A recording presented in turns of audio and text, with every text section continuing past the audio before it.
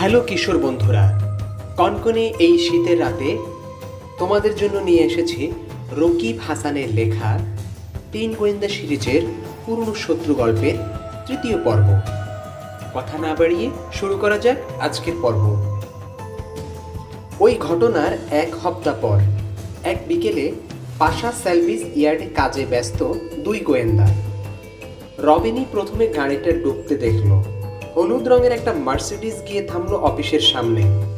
চকচকে গাড়িটা থেকে বেরিয়ে এলো মার্জিত পোশাক পরা মাঝারি উচ্চতার একজন মানুষ। বিকেলের রোদে তার ধূসর চুল রূপালি দেখাচ্ছে। পরনে সাদা সামার স্যুট, সিল্কের নীল শার্ট, হাতে সরু কালো একটা ব্যাগ, আর একটা কি যেন ঝিক করে উঠল। এক মুহূর্ত দেখলো ছেলেদের, তারপর ঘুরে রওনা হলো অফিসের দিকে। চেয়ে রয়েছে ছেলেরা। হঠাৎ বলে উঠল কিশোর, ওহো, ভুলেই গিয়েছিলাম, চাচা চাচি কেউ নেই অফিসে, চলো চলো। গাড়িটার কাছাকাছি এসেছে। এই সময় খুলে গেল পেছনের দরজা। বেরিয়ে এলেন এক লম্বা মহিলা। নীলছে ধূসর চুল, সাদা সিল্কের পোশাক পরনে, তাতে লাগানো একটা হীরার ব্রোচ। রাজকীয় ভঙ্গিতে তাকালেন ছেলেদের দিকে। মিস্টার রাশেদ পাশা আছেন? না ম্যাডাম, জবাব দিল কিশোর। উনি আমার চাচা, ইয়ার্ডের ভার আমার উপর দিয়ে গেছেন। তাই? বয়স তো বেশি লাগছে না। কাস্টমার সামলাতে পারো? পারি। গুড, হাসলেন মহিলা। কনফিডেন্স থাকা ভালো। আসলে, হেসে বলল রবিন, 5টার পরে কাস্টমার বেশি আসেই না। আবার হাসলেন মহিলা। আমি একজন কাস্টমার, আর ওই যে অফিসে ঢুকলো ও আমার এস্টেট ম্যানেজার ফ্রেড বাউন। চলো ওখানে। ডেস্কের উপর ঝুঁকে কি দেখলো লোকটা। ছেলেদের ঢুকতে দেখে চট করে সরে গেল। তবে ইতিমধ্যে দেখে ফেলেছে কিশোর। ইয়ার্ডের পারচেজ বুকটা ঘাটছিল ম্যানেজার। ফ্রেড, মহিলা বললেন, এরাই এখন দায়িত্বে আছে। ও। ছেলেদের দিকে চেয়ে মাথা সামান্য নোয়ালো ম্যানেজার। ওরা দেখলো ঝিক করে উঠেছিল যে জিনিসটা, ওটা বেতের রূপার হাতল, মুঠো করে ধরার জন্য।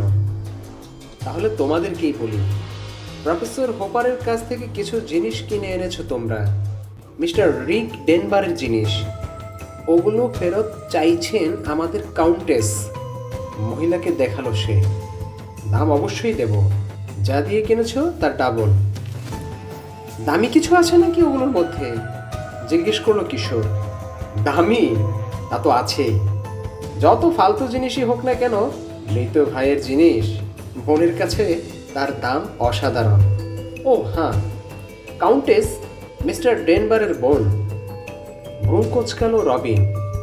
আপনি সত্যি কাউন্টেস? আমার মরহুম স্বামী কাউন্ট ছিলেন, হেসে বলল মহিলা। আর ডেনবার আমার বড় ভাই, 20 বছরের বড়। আমাদের মধ্যে মিল ছিল না খুব একটা। তাছাড়া ভাই ছিল একটু অন্যরকম, খামখেয়ালি, শামুকের মতো কেমন যেন গুটিয়েই রাখতো নিজেকে। এই দেখো না, অসুখে ভুগে বিনা চিকিৎসায় মারা গেল। একবার জানালো না পর্যন্ত আমাকে। আফ্রিকায় ছিলাম আমরা, বুঝেছ? কাউন্টেস থামতে বলে উঠল তার ম্যানেজার। কাউন্টের বাড়িতে পৌঁছলো প্রফেসরের চিঠি। সেখান থেকে পাঠিয়ে দেওয়া হলো আফ্রিকায়। সঙ্গে সঙ্গে ছুটলাম, তাও দেরি হয়ে গেল। এসে দেখি বেচারা মানুষটার শেষ স্মৃতিগুলো বিক্রি করে দিয়েছেন প্রফেসর। ওগুলো ফেরত পেলে খুবই খুশি হবেন কাউন্টেস। বসুন, নিয়ে আসছি। রবিনকে নিয়ে বেরিয়ে এলো কিশোর। একধারে কাজ করছে ইয়ার্ডের কর্মচারী 2 ব্যাভারিয়ান ভাই, বরিস আর রোভার। জিনিসগুলো খুঁজে না পেয়ে কোথায় রাখা হয়েছে ওদেরকে জিজ্ঞেস করলো কিশোর। কয়েক মিনিট পর অফিসে ফিরে এলো 2 গোয়েন্দা। সরি, বিষণ্ণ ভঙ্গিতে মাথা নাড়ল কিশোর। কাপড়গুলো ছাড়া আর সব বিক্রি হয়ে গেছে। ওগুলো রেখে দাও, বলল ম্যানেজার। আর কিছুই নেই? ছবিগুলোও না? এটাই অদ্ভুত লাগছে আমার কাছে, বলল কিশোর। কত ভালো ভালো ছবি কিনে এনে ফেলে রাখি, পরে থেকে নষ্ট হয়, আর এই ছবিগুলো আনতে না আনতেই বিক্রি হয়ে গেল। কে নিল? মাথা নাড়ল কিশোর। শুধু কেনার রেকর্ড রাখি আমরা, মিস্টার ব্রাউন, বিক্রির রাখি না। লোকে আসে, পছন্দ করে কিনে নিয়ে যায়। পুরনো জিনিস গ্যারান্টি তো আর দিতে হয় না, তাই রসিদও লাগে না। আমাদের কর্মচারী বরিস এক লোকের কাছে সবগুলো ছবি বেচে দিয়েছে। কার কাছে কিছুতেই মনে করতে পারছে না, পারার কথাও নয় অবশ্য। আমার কপালই বোধ হয় খারাপ। হাসি চলে গেছে কাউন্টেসের মুখ থেকে। কোনোভাবেই কি খোঁজ বের করা যাবে না? জিজ্ঞেস করলো ম্যানেজার। উজ্জ্বল হলো কিশোরের চোখ। চেষ্টা করে দেখতে পারি যদি। দ্বিধা করতে লাগলো সে। ভ্রুকুটি করলেন মহিলা। যদি কি ইয়াং ম্যান, বলো, বলে ফেলো। যদি আমাদেরকে ভাড়া করেন আপনারা, আমরা গোয়েন্দা। এই যে আমাদের কার্ড, পুলিশ চিফের সার্টিফিকেটও আছে আমাদের কাছে, চাইলে দেখাতে পারি। আবার হাসি পড়ল কাউন্টেসের মুখে। কিন্তু কোনো কিন্তু নেই কাউন্টেস, বাধা দিয়ে বলল ম্যানেজার। আমরা এখানে নতুন, আর ওরা এখানে থাকে, জায়গা টায়গা চেনে। তাছাড়া গোয়েন্দা, পুলিশ চিফ সার্টিফিকেট দিয়েছে বলছে যখন, নিশ্চয়ই যোগ্যতা আছে ওদের। খুঁজুক না, খুঁজে বের করতে পারলে তো ভালোই। বেশ, মাথা কাত করলেন মহিলা। তুমি যখন বলছো ভাইয়ের আঁকা জিনিস, ওগুলো আমার চাই। দেখে তাকে মনে তো করতে পারবো। বের করে দেবো আমরা ম্যাডাম। কিশোর বলল। পারবে তো? পারবো। গুড। তা কার্ডে তো দেখলাম 3 জনের নাম, আরেকজন কোথায়? নেই এখন, বাড়িতে কাজ টাজ করছে হয়তো। ওর নাম মুসা আমান, আমি কিশোর পাশা, আর ও রবিন মিলফোর্ড। ঠিক আছে, ভাড়া করলাম তোমাদেরকে, বলল ম্যানেজার। উপকূলের কাছে সিবিস মোটেলটা চেনো তো? ওখানেই উঠেছি আমরা। দরকার হলে যোগাযোগ করো। 1 সপ্তাহ থাকবো, তারপর ইউরোপে ফিরে যাব। Good luck boys. গাড়িতে উঠে চলে গেল দুজনে। কিশোর, বলে তো দিলে খুঁজে দেবে, কিন্তু কিভাবে? থেমে গেল রবিন। কিশোর চেয়ে রয়েছে গেটের দিকে। ছোট নীল একটা সেডান ইয়ার্ডের বাইরে দাঁড়িয়েছিল। মার্সিডিসটা ঘোরাতেই ওটার পিছু নিয়েছে। আশ্চর্য, বলল গোয়েন্দা প্রধান। কে? নিশ্চয়ই রাস্তায় দাঁড়িয়েছিল, অনুসরণ করছে বলছ? কিশোর জবাব দেওয়ার আগেই দেখা গেল সাইকেল চালিয়ে গেট দিয়ে ঢুকছে একটা রোগাটে এক কিশোর, মাথায় কালো চুল। প্রফেসর হোপারের ছেলে রিকি। অফিসের বাইরে বেরোলো 2 গোয়েন্দা। ওদের দেখেই চেঁচিয়ে উঠল রিকি। এই যে কাউন্টেস এসেছিল। হ্যাঁ, এই মাত্র গেল, জবাব দিল রবিন। ডেনভারের জিনিসগুলো দিয়ে দিয়েছ? না, বলল কিশোর, প্রায় সবই বিক্রি হয়ে গেছে। তবে ওদেরকে কথা দিয়েছি, খুঁজে বের করে দেব। বাঁচা যাবে তাহলে।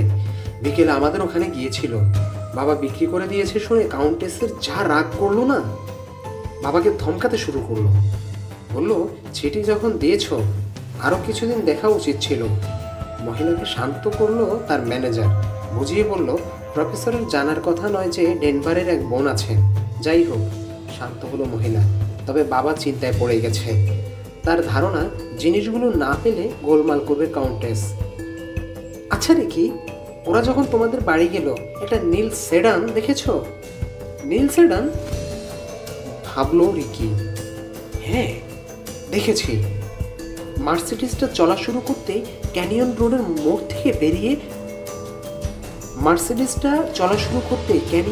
মোড় থেকে বেরোলো নীল গাড়িটা। ওরকম গাড়ি ওখানে কারোই নেই। প্রতিবেশী যারা আছে সবার গাড়ি আমি চিনি, থাকেই তো অল্প কয়েকজন। কেন? আমিও দেখলাম গাড়িটা মার্সিডিসকে ফলো করছে। কাউন্টেসের উপর নজর রাখছে, মানে স্পাইং। তাই তো মনে হলো। চিন্তিত দেখাচ্ছে কিশোরকে। প্রথমে একটা রহস্যময় লোক চুরি করে ঢুকলো তোমাদের ঘরে, এখন কাউন্টেসকে ফলো করছে কে জানি। এর কারণ নিশ্চয়ই রিক ডেনভারের জিনিসগুলো। কোথায় যেন একটা রহস্য আছে। দামি কিছু ছিল নাকি ডেনভারের কাছে? প্রশ্ন করল রবিন। কি জানি, নথি এখনো বুঝতে পারছি না। আগে ডেনভারের জিনিসগুলো খুঁজে বের করতে হবে, তারপর বুঝতে পারবো। কে কিনেছে? জিজ্ঞেস করলো রিকি। জানো না। তাহলে? অবাক হলো রিকি। কি করে বের করবে? ভূত থেকে ভূতে